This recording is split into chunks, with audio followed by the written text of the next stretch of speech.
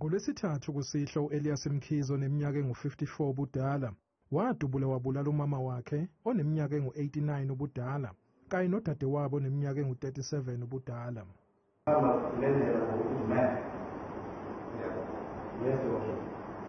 Wabe sebanquma ngocelemba.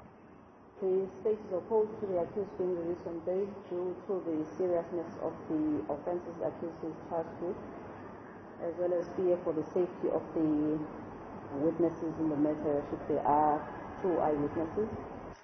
Igane yentombazanyana eneminyaka eyi-12 ubudala yasinda ngokulambisa kulesigameko njengoba yaphunyuka yabaleka kanti isagcinwe endaweni ephephile.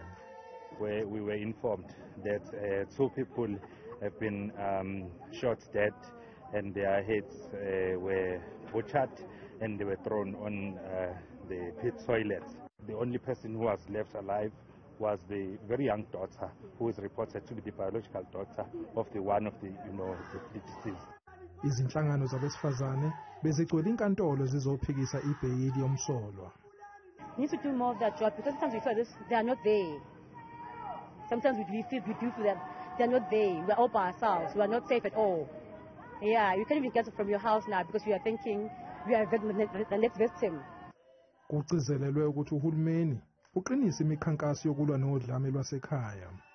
But it will take a conscientized communities just to develop a methodology and a strategy, because if you can kill your mother, you are terrible.